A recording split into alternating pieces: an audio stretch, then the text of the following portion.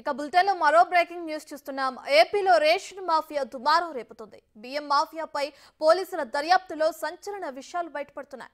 ఈ ration mafia వెనుక 5గురు IPS అధికారుల పాత్ర ఉన్నట్లు మంత్రి నాదెండ్ల స్పష్టం చేయడం ఇప్పుడు చర్చానీయాంశంగా మారింది.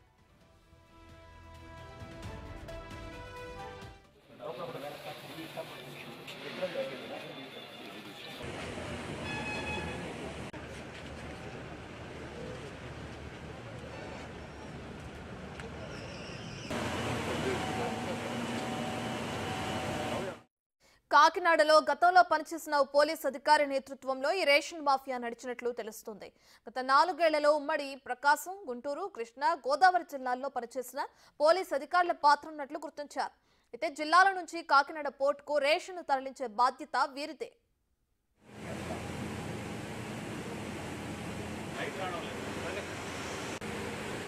కాకినాడ అడ్డాగా ఈ రేషన్ మాఫియా రెచ్చిపోయింది. వారికి పోలీసు ఉన్నతాధికారుల అండదండలు కూడా ఉండటంతో అడ్డు అదుపు లేకుండా పోయింది. ఒక్క కాకినాడలోనే 47,000 మెట్రిక్ టన్నుల బియ్యం లభించిందంటే పరిస్థితి ఏ విధంగా ఉందో అర్థం చేసుకోవచ్చు. అయితే రేషన్ మాఫియాలో కాకిల పాత్రపై విచారణ చేస్తున్నారు. పేదవారికి చెందాల్సిన రేషన్ను పక్కదారి పట్టిస్తే కఠిన చర్యలుంటాయని మంత్రి నాదెండ్ల హెచ్చరించారు. ఒక్క కాకినాడలోనే ఈ రోజు వరకు మేము 249 మెట్రిక్ టన్నులు బియ్యాన్ని మేము సీజ్ చేశాం. దానిపైన సమగ్రమైన ఎంక్వైరీ జరుగుతోంది. స్థానికంగా ఉన్న కలెక్టర్ గారు, జాయింట్ కలెక్టర్ గారు, మా డిఎస్ఓ, డిఎం అందరూ కూడా ప్రతిరోజు దాడులు నిర్వహిస్తూనే ఉన్నారు. 43,000 మెట్రిక్ టన్నులు ఒక కాకినాడలోనే జరిగిందంటే ఏ విధంగా రాష్ట్ర వ్యాప్తంగా వీళ్ళు గ్రీన్ ఛానల్ మెయింటైన్ చేసుకుని ముందుకెళ్లారో మీ అందరికీ తెలుసు. ఇందులో ఆశ్చర్యకరమైన విషయం ఏంటంటే కొంతమంది ఐపీఎస్ అధికారులు, నాకున్న సమాచారం ఒక 5గురు ఐపీఎస్ అధికారులు కూడా దీంట్లో ఇన్వాల్వ్ అయ్యారు. సో ఖచ్చితంగా దీనిపైన సమగ్రమైన విచారణ జరిపిస్తాం. ఎవరైనా సరే దీనిపైన బాధ్యత తీసుకోవాల్సిన అవసరం ఉంటుంది. కాబట్టి నిజాయితీగా పనిచేసి పేదల కోసం అందించాల్సిన ధాన్యాన్ని, బియ్యాన్ని ఏ విధంగా వీళ్ళు కొల్లగొట్టారో దానిపైన ఖచ్చితంగా మేము యాక్షన్. ఇక గత కొద్ది రోజులుగా ఏపీలో భారీ దుమారం రేపుతున్న రేషన్ బియ్యానికి సంబంధించి కీలక వ్యాఖ్యలు చేశారు నాదెండ్ల మనోహర్. దీనికి సంబంధించి కొంతమంది పోలీస్ అధికారుల పాత్ర కూడా ఉన్నట్లు ఆయన చెప్తున్నారు.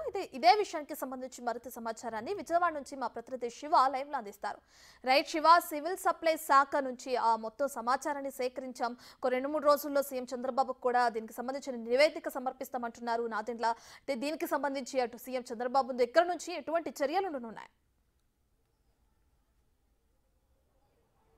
రత్న మొత్తం మీద చూసుకుంటే కాకినాడ కేంద్రంగా జరుగుతున్న రేషన్ మాఫియాకి సంబంధించి కూడా సిఐడి ఎంక్వైరీ చేసేందుకు ప్రభుత్వం సిద్ధమవుతున్నట్టు తెలుస్తోంది. ఇప్పటికే గత ప్రభుత్వ అక్రమాలకు సంబంధించి కూడా ఏసీబీ సిఐడిలతో విచారణ చేయాలని చెప్పి ప్రభుత్వం ఆలోచన చేస్తూ ఉంది.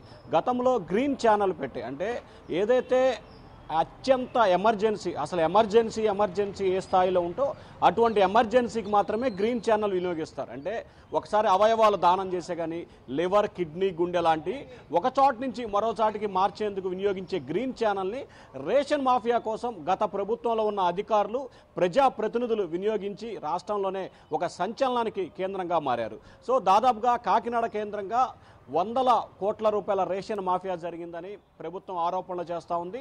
దీంట్లో సీనియర్ పోలీస్ అధికారుల పాత్ర, దాదాపుగా 5గురు ఎస్పీ, ఐజీ స్థాయి అధికారుల పాత్ర ఉన్నట్లు ప్రభుత్వం గుర్తించింది.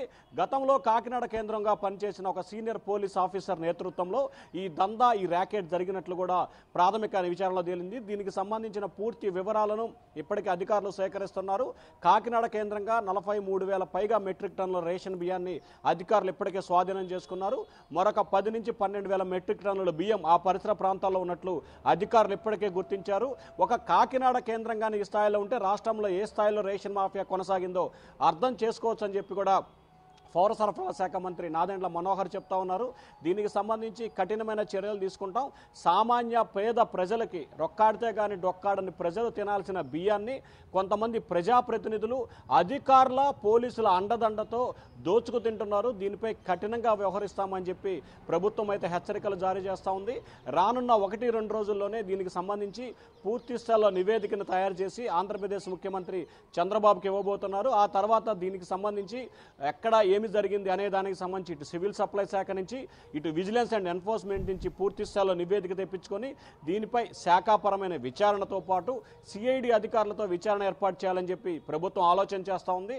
మరొక దానికి సంబంధించి ఈ రేషన్ మాఫియా రాష్ట్ర వ్యాప్తంగా కొనసాగింది కాబట్టి దీనికోసం ప్రత్యేక దర్యాప్తు బృందం ఒక సిట్ వేసే అంశాన్ని కూడా ప్రభుత్వం పరిశీలన చేస్తున్నట్టు తెలుస్తూ ఉంది.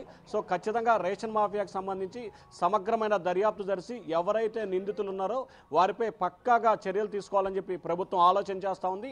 ఇప్పటికే ప్రభుత్వం వద్ద 5 పోలీసు అధికారులతో పాటు కాకినాడ మాజీ ఎమ్మెల్యే దోరంపూడి చంద్రశేఖర్ రెడ్డి కీలకమైన పాత్ర పోషించినట్లు కూడా ప్రభుత్వం భావిస్తూ ఉంది. దీనికి సంబంధించి ఇంకా వివరాలు అయితే సేకరిస్తున్నారు. ఇప్పటికే కాకినాడ జిల్లా కలెక్టర్, జాయింట్ కలెక్టర్, డిఎస్ఓ అంటే district civil supply officer, divisional manager వీరంతా నేతృత్వంలో తనిఖీలు విచారణ కొనసాగుతూ ఉంది. మరొకటి 2 రోజుల్లోనే విచారణ పూర్తవుతుంది. అది ప్రభుత్వానికి చేరిన తర్వాత ఆ తర్వాత ముఖ్యమంత్రికి నివేదిక ఇచ్చి ఖచ్చితంగా దీనిపై కఠినమైన చర్యలు తీసుకోవడంతో పాటు పీడీ యాక్ట్ అమలు చేసి సిఐడి విచారణకు ఆదేశించే అవకాశాలు కనిపిస్తూ ఉన్నాయి. రత్న రైట్ శివ, అయితే ఇప్పటికే సిఐడితో విచారణ చేయించాలన్న ఆలోచనలో కూడా ప్రభుత్వం ఉన్నట్లు తెలుస్తున్న క్రమంలో అంటే ఈ రేషన్ మాఫియా ఏ విధంగా పాకిందో కూడా అక్కడ ఏపీలో అర్థమవుతుంది. అయితే కాకినాడ మెయిన్ అంటున్నారు. కాకినాడ కాకుండా ఇక ఏ ప్రాంతాల్లో ఈ రేషన్ బియ్యాన్ని పట్టుకోవడం జరిగింది, సీజ్ చేయడం జరిగింది?